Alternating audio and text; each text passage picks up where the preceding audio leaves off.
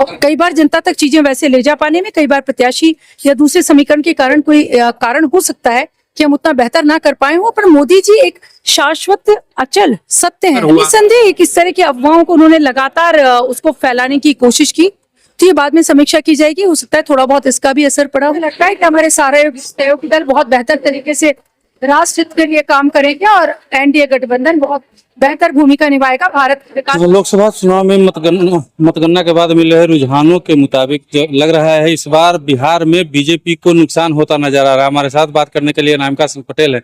Ma'am, इस बार BJP को नुकसान होता नजर आ रहा है? थोड़ा सा हमारी उम्मीद से कम है, परंतु भारतीय जनता पार्टी का कार्यकर्ता बहुत मनोयोग से हमेशा काम करता है। हम आगे भी काम करेंगे और समीक्षा और चिंतन करेंगे कि कहाँ बेहतर किया जा सकता था और कहाँ हमसे चूक हुई। देख तो ली जनता को हम कहाँ उन तक कनेक्ट होने में हम समर्थ नहीं हो पाए और कहाँ हम चूक गए, इस पर हम काम करेंगे। मोदी मैजिक नहीं चला? देखिए, पहले तो एक बात समझने की आवश्यकता है। मैं हमेशा कहती हूँ, जादू एक आभास होता है और सत्य और तथ्य एक अलग विषय होते हैं। तो मोदी जी एक सत्य है, तथ्य है, इतिहास पुरुष है। कई बार जनता तक चीजें वैसे ले जा पाने में कई बार प्रत्याशी या दूसरे समीकरण के कारण कोई कारण हो सकता है कि हम उतना बेहतर ना कर पाए हो, पर मोदी जी एक शाश्वत अचल सत्य है। वो एक लहर नहीं है, एक मैजिक नहीं है कि खत्म हो जाए। मोदी जी का विकास लोगों को पसंद नहीं आया? देखिए, माता पिता जो होते हैं वो अपने बच्चों की बेहतरी के लिए काम करते हैं और कई बार बच्चों को समझ नहीं आता। मैं ये कहना चाहूंगी, देख तो जनता को पसंद आना ना, ये तो बड़ा विषय है। कई बार बच्चे समझ नहीं पाते, पर जो अच्छा माता पिता होते हैं वो वही करते हैं जो उनके बच्चों के हित में होता है। आदरणीय नरेंद्र मोदी जी भी वैसा ही कर रहे हैं। हिंदुओं को हिंदुत्व पसंद नहीं आया? ये तो समीक्षा करने के बाद और वोट के आंकड़े देखने के बाद तय होगा कि क्या किसको पसंद नहीं आया और किसको क्या पसंद आया।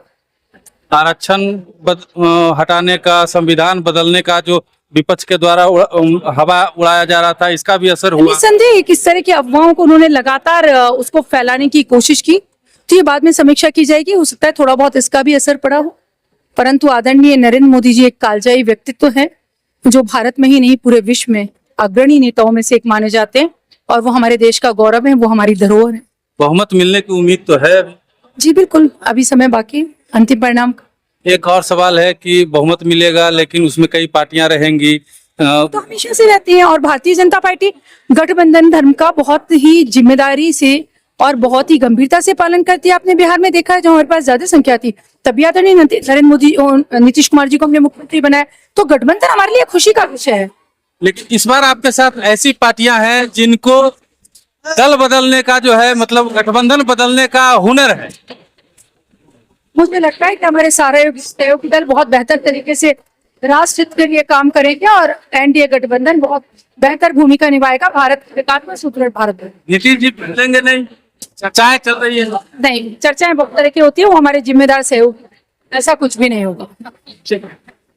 अनामिका सिंह पटेल रहे थे, इन्होंने कहा है कि चर्चाएं चलती रहती हैं लेकिन ऐसा कुछ नहीं होगा। पार्टी समीक्षा करेगी कहाँ हमारी जो कमजोरी रह गई, कहाँ हम कमजोर रह गए और इसलिए जो इतनी सीटें हमारी कम गई है, इसकी पार्टी समीक्षा करेगी। बाकी आप क्या सोचते हैं कमेंट में बताइएगा। बने रहिए हमारे साथ, देखते रहिए मागी न्यूज। धन्यवाद।